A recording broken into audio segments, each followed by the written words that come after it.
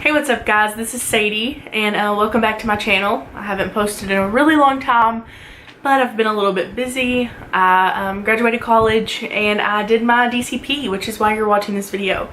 If you're watching because you're applying and you want to get some tips, I can help you a little bit, but I'm not going to go too depth into tips for the program. I could do that if requested, I guess. I'm basically going to tell my very unique Disney College program story. So if you want to hear about it, maybe grab some tissues and get ready. For me, this all started the last semester of my senior year of college.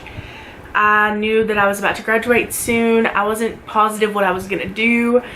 I wanted to start working and making money, but I didn't want to do it with my degree yet. I kind of wanted to have a little bit of a buffer. I was also graduating early, so for me it wasn't immediate to be getting into a serious job yet. I kind of just wanted to do some soul searching and do something that like intrigued me more than something that was serious at the time. So I of course knew about the Disney College program because I'm a big YouTube watcher. So it was my first time applying. I've never even really looked into applying. I just knew of it. So on August 20th, I have a notepad over here. So if I'm looking over here, that's why. On August 20th, I applied at about 7 o'clock. And I was optimistic, but not to the point where I was already mentally planning going there. I just I felt good about it. So I applied, almost immediately got a email for my web-based interview, which is basically after they've initially reviewed your application and they feel like you may be a good fit, they're going to move you on to web-based. So for web-based, it's basically just any kind of general knowledge test that the job is going to give you. It asks about morals, you know, your ethics, how you would handle certain situations. It doesn't go too into depth about you or your Disney story. It just kind of asks you about the job. It's very easy. If you have that coming up and that's why you're watching this, don't worry at all.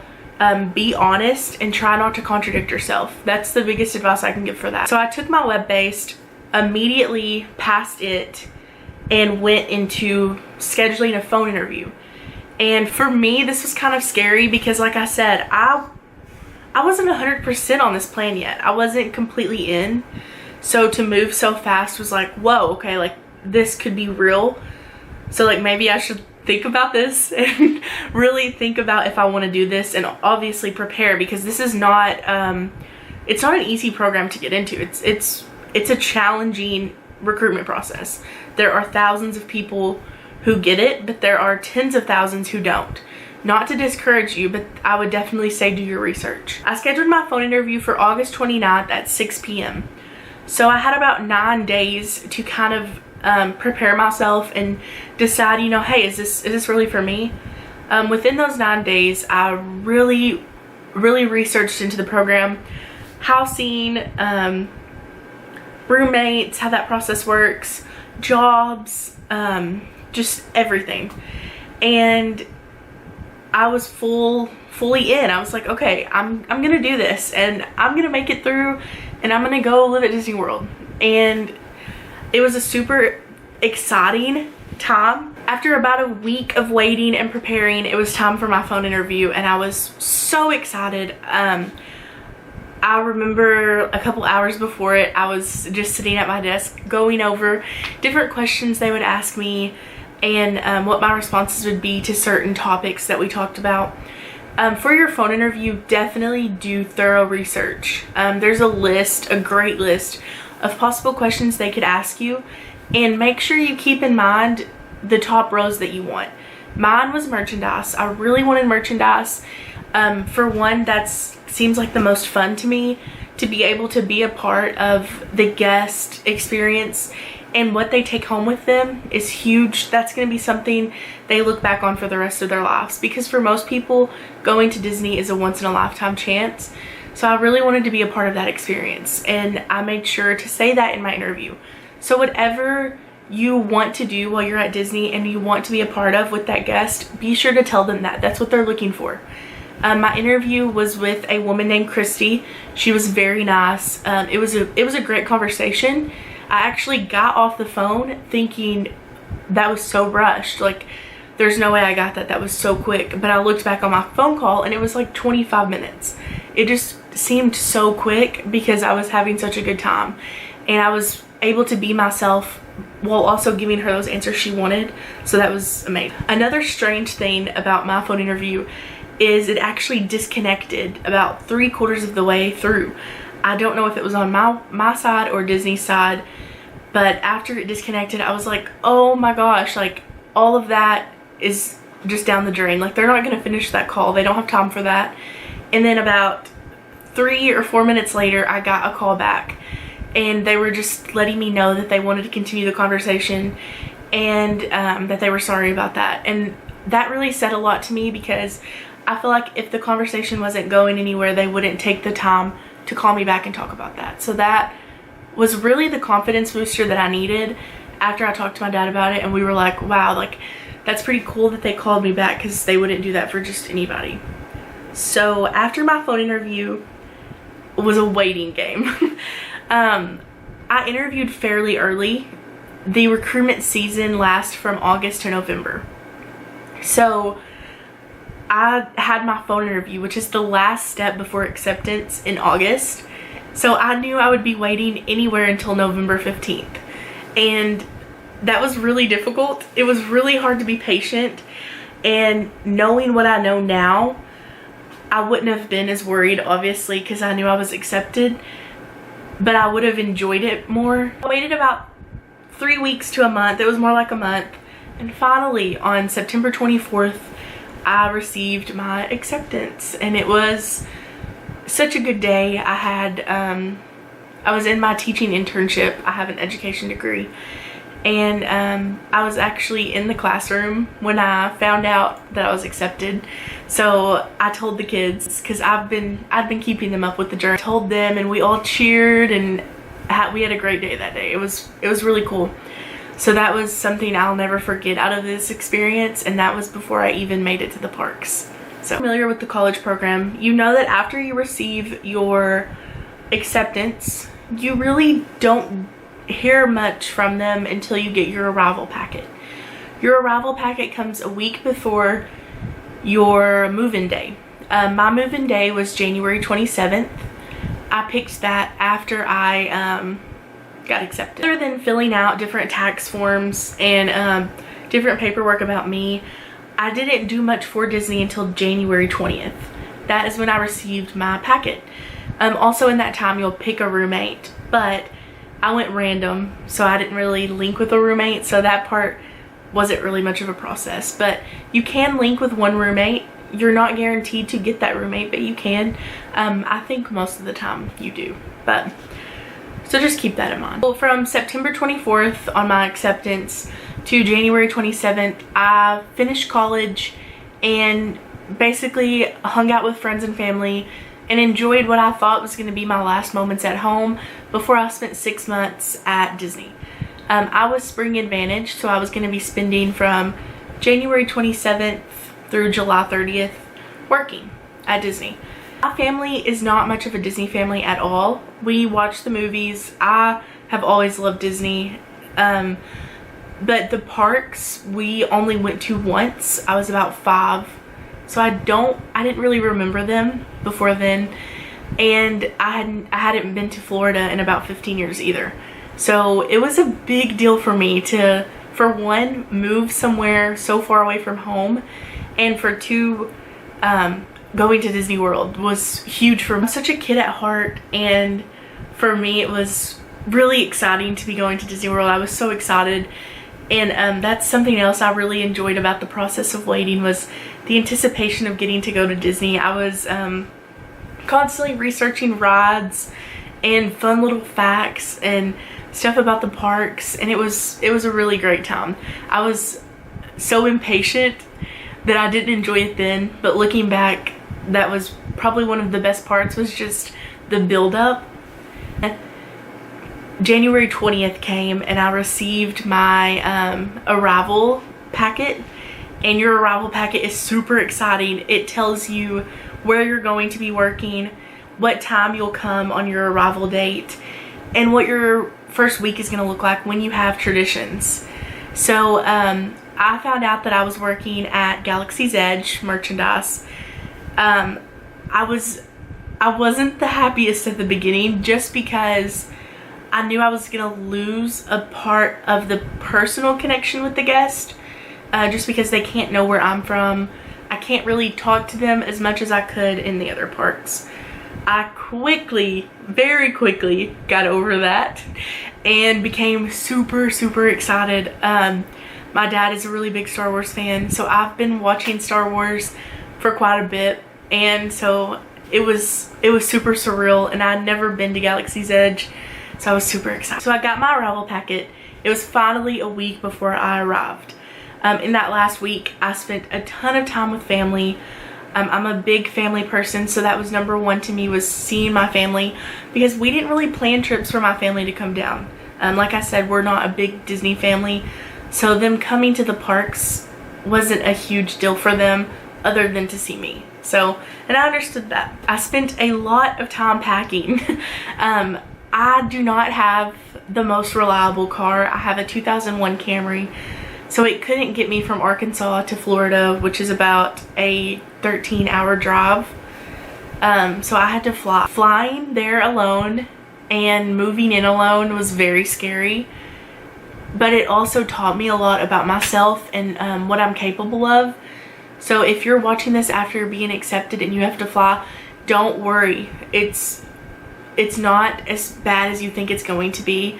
Make sure you communicate with your friends and family. Let them know you're safe, what you're doing. When you get in your Ubers and Lyfts, communicate with them. I get to Chatham, which is where I dormed at, for my arrival date, and it was finally time to move into my apartment. I had all my bags. I just took a lift over to the complex.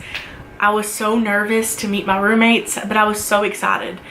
And I get to Chatham and I get my program guide, and I'm so excited because I got my first choice of housing, which was Chatham 6-person 3-bedroom. I really wanted this because that means no bunk beds, and also I got 5 roommates, so that was perfect.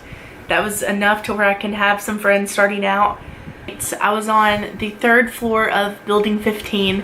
So if you're watching this and you're currently doing your program and you are in 15 or anywhere near there, please let me know, because it's really cool and I would love to talk to you about it.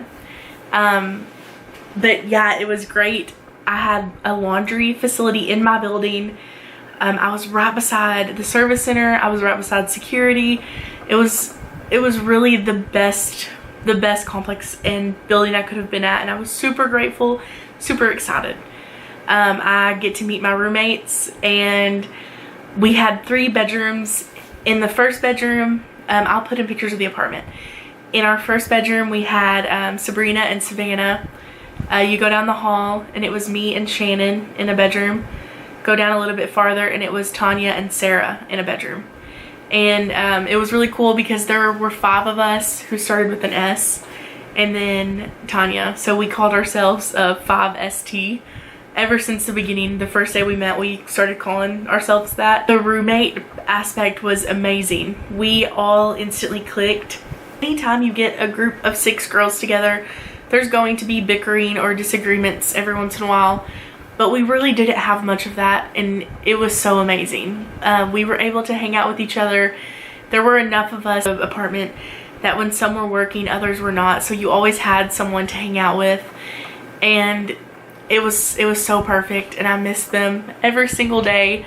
And they are a big reason why I'm so sad. What has happened. So that was on Monday when I moved in. I didn't have traditions until Friday. And if you're not familiar with the college program, traditions is when you kind of learn about the company, and it's a tradition. It's a big deal. You get your name tag. You get to meet other people that are in the program, and it's really heartwarming, and there are some secrets to it that if you're in the program, I don't want to let you know because I want you to experience it if you're going into the program. But it's a very special day. And so from Monday to Friday, I had nothing to do, nothing scheduled. So I spent that time with my roommates, getting to know them. We went to Disney Springs, went out to eat, went shopping. We resort hopped, which was a blast. We basically just went to different resorts and looked around because we could never afford to stay there because it's the college program. So we would just look around and look at the pool, and we went to Animal Kingdom Lodge and got to see all the animals, and that was really such an amazing week. And I'm so thankful that we all had those days off to get to know each other, because I really think that's what solidified the great friendship that we all had together. So Traditions came, and I went to Traditions, and then I had Saturday and Sunday off, I believe. And then on Monday, I started training. So I went to Galaxy's Edge for the first time and got to see the park. And it was so amazing. I was almost in tears when I stepped on for the first time, which sounds absolutely insane. And I never thought I would be one of those people about a theme park. But I think it was just all the built up of how much work I had to do to get there, and how much relief it was making it there on my own and getting to train for this amazing once-in-a-lifetime opportunity. It was very overwhelming, as was the first week of training. So if you're doing your college program, your first week of training is so rough. The hours are long. The work is hard because you're learning everything that you're going to be doing for 6 months in about 3 days. It's very rough. And then if you're doing Galaxy's Edge, you also learn on top of that Galaxy's Edge and Star Wars knowledge. So not only did I have training for my merchandise row, but I also had training for Galaxy's Edge, which was absolutely amazing. It was the best training I've ever had from any job I've ever done, which makes sense because it's Disney. But that first week is still very hard. On top of everything being so new, being homesick, learning a new job. For me, I didn't have a lot of merchandise experience, which I was completely honest in my interview that I did not have a lot. But they still allowed me to do that, which meant the world to me, so I was not going to let that get away. I got through the week of training with a lot of calls to my parents and telling my friends, like, I want to go home. If you're doing it right now and you're going through that, just push through. I promise you, it is so worth it. And then soon after that, you get your main entrance pass, which lets you get into the parks anytime you want. And it's so amazing. And so just get through that week. So I got through that week, and then I had training that whole week, and then the next Wednesday I was on my own. I believe it was February 6th, if that's a Wednesday. I think it was that. That was such a scary day. It was so exciting, but it was so scary. I was on my own in Galaxy's Edge, running the register and assisting guests with purchases and speaking in theme, and it was amazing. I quickly picked up on Star Wars knowledge and learning about the two and who I was and what my story was. And it was such an amazing time. Every day I appreciated it more, and I loved it so much more. Probably my favorite part about the program, which is pretty easy to guess, was going to the parks. I went to the parks all the time. I went alone, I went with roommates, I went with friends that I made in the program. It was so much fun. And there was almost never a day off I had that I wasn't in the parks or doing something. And looking back, I'm super glad that I did that. I was exhausted and I slept so much when I got home, but during the program it was so worth it because I really took advantage of that time that I was there. So for me, YouTube is a big part of my life. I've been watching YouTube for probably 10 years now, and I obviously knew about Playlist Live, which is an event held in Florida every year. This was actually the 10th year to have it. And so back in October, I found a promo code to get a ticket discounted. They do like mystery promo codes, so you don't know how much you're gonna get off. But I went ahead and did it, and I got like a $130 ticket for like 20 something dollars. So I went ahead and bought it and made sure I was off for the dates of Playlist, which was February 28th through March 1st. And I went every single day of Playlist. Even when I had work on one day, I still went. It was so much fun. I got to go to panels of people I've been watching for years. New TikTokers like Brittany Broski. I got to see her panel. I got to meet her. A picture right here. It was amazing. And I even got to go to the parks with a YouTuber I've been watching for like 6 or 7 years. It's AX Madeline. I got to hang out with her at Magic Kingdom, her and Steven, and ride rides and get to meet them and show them around the park. And it was so amazing. That's probably the favorite memory I have for my whole program, or at least in the top 5, just because it was so cool to be able to help her out with that trip and show her things and fast passes, and it was a blast. And after Playlist, about March is when I really started to fall in love with my job. I was going longer and longer spans without making mistakes that upset me. I was really getting the hang of it and enjoying talking to guests and knowing how to talk to them using themed language. That's a super important part of Galaxy's Edge, and that was something I wanted to perfect.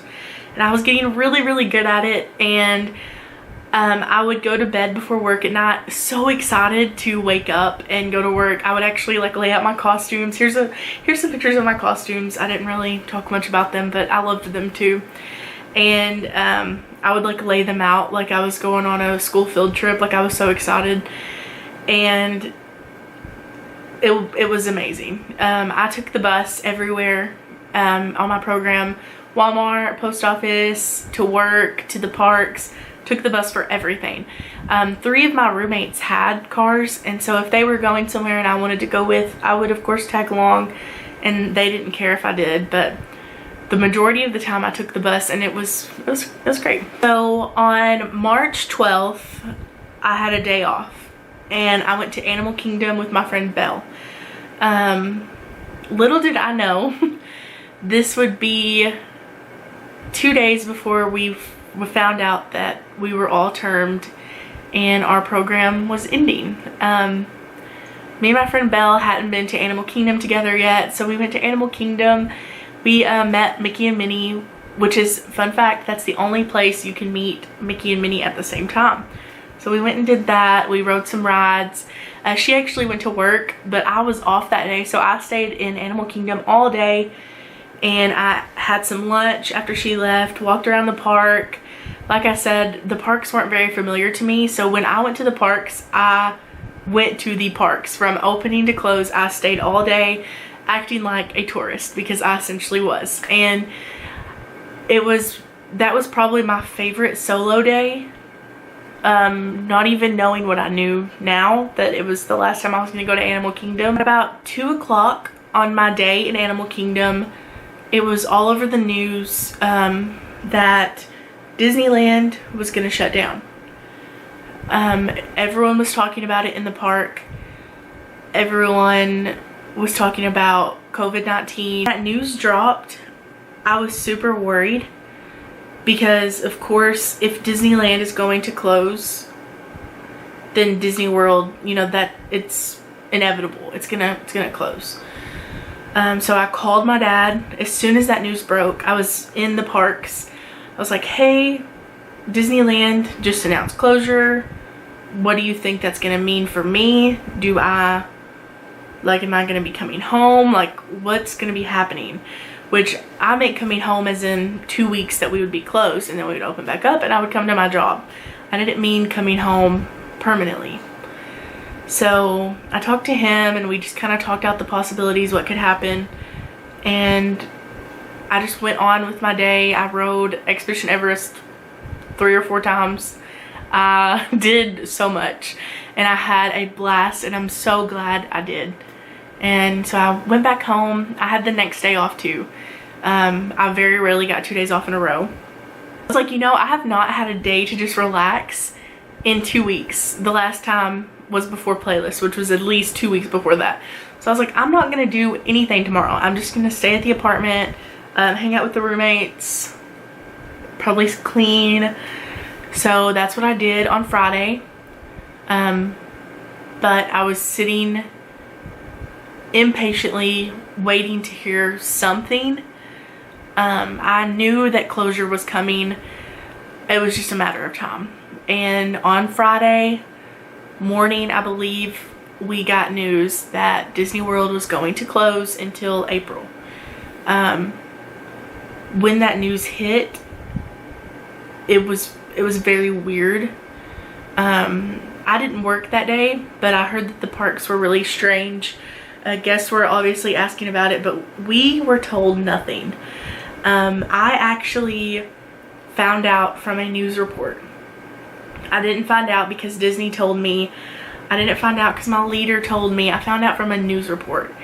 And that was very discerning. You know, I had work the next day, so I was like, I'm just gonna go like my normal schedule. I, of course, called my dad and we talked it out. And he had suspicion that we would be sent home. And we actually booked me a flight for Sunday, just to come home a couple of days, maybe a week or two. That was it. So Saturday comes, I go into work, I'm on the bus. It's probably about, I'm pretty sure I clocked in at 2:45 that day. That's when I was supposed to clock in. It's probably like 2 when I'm on the bus, and we get to Hollywood Studios, which is where I worked. And I'm walking in, and there's a group of my friends who are also CPs that I met working at Galaxy's Edge. We all worked in Galaxy's Edge together. And there was a big group of them all huddled up crying. And I was supposed to clock in 15 minutes. So usually I would be going to put my bags away. I would go clock in, you know, take care of anything I needed to do before work. But I went up to one of my good friends, Tommy. He has a YouTube channel. I will link it down below. I went up to Tommy and I was like, what is happening? And I checked my email and I saw, and we just immediately like hugged each other and were crying. And that was probably one of the most bittersweet moments of all of this. Is one of my really good friends that I made, we just came together to cry with each other. And then I went over to the group and we were all talking about what does this mean? Do we come home and then go back after a while? Like, what's going on? The email was very vague. It basically told us, hey, due for unforeseen circumstances, we need you out by Wednesday. And that was on Saturday. We need you out of your room by Wednesday. Like, we don't care where you're going. We don't care what you're doing. You just need to be off property. And it was insane. And in that moment, I was so glad I already had that flight, because when that news broke, it was very scary for some people not knowing how they were even going to get home. And so I went into work where we clock in, and they were like, if you're a CP, we want to take you back in this room and have a chat and just talk about what's happening. So our leaders talked to us about it, like what this meant for us, and told us, you know, if you're scheduled from now until Monday when the park was to shut down, if you're scheduled from now to Monday and you can't come or you don't want to come, we understand. Like, talk to us, we'll get you through it. So I did not work that night, as did most people. We weren't required to work that night. Our program had already ended. It was done. And so all of us went to Magic Kingdom. Most CPs went to Magic Kingdom that night and watched Happily Ever After for the first time, and just really came together as a community. There were attraction workers letting you on without a fast pass in the fast pass line.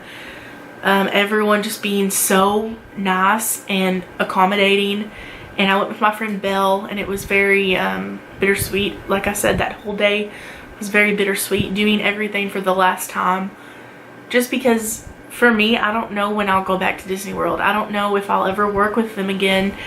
It's a lot of unknowns, and so it was a great way to end the experience, even though it sucked so bad, because I was riding these rides that I grew a love for. I was doing the things that I loved in the parks, and seeing Happily Ever After, you could hear CPs around you like crying and getting emotional at seeing that fireworks show for the last time. It was a crazy day that I'll never forget, and I'm sure all CPs from 2020 will never forget. But along with that, it was an amazing experience.